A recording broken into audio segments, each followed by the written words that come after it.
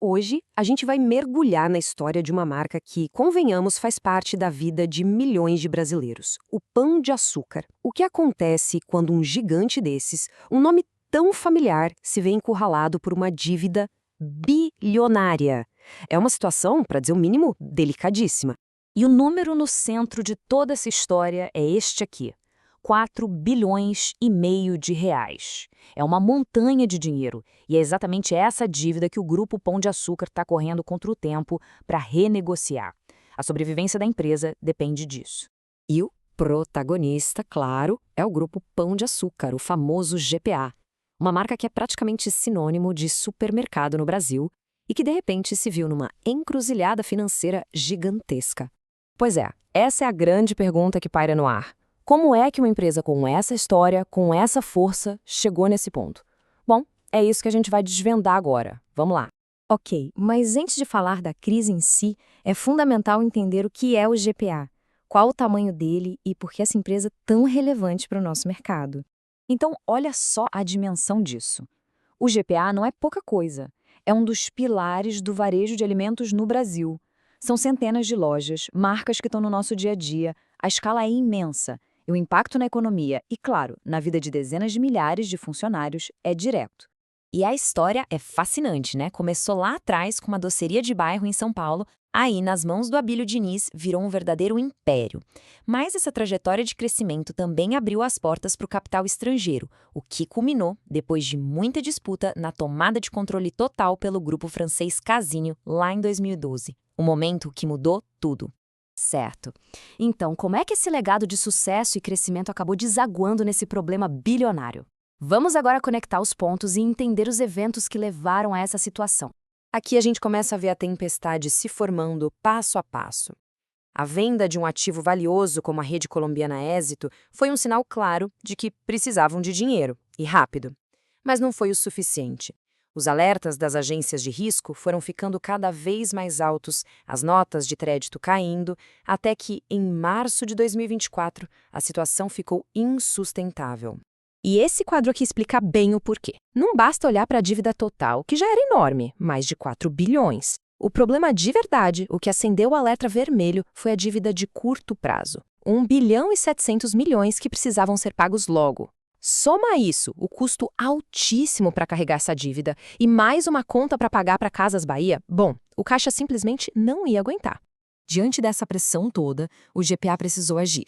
E a ferramenta escolhida foi a recuperação extrajudicial. Mas o que isso quer dizer na prática? A diferença aqui é fundamental. Pensa na recuperação extrajudicial como uma renegociação direta com os grandes credores, tipo os bancos. É uma coisa mais rápida, mais discreta, quase cirúrgica. Já a recuperação judicial é um processo bem mais complicado, que vai para a justiça, envolve todo mundo para quem a empresa deve, é mais demorado e muito mais danoso para a reputação. É a última cartada antes da falência. E essa estratégia do GPA fica claríssima aqui. O plano mira apenas os credores financeiros.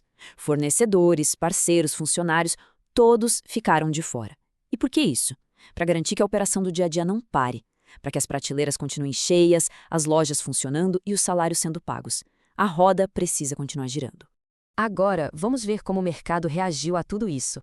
Qual foi o impacto para quem investe e para a própria companhia? A reação da bolsa foi, como era de se esperar, imediata e bem forte. O preço da ação despencou logo após o anúncio.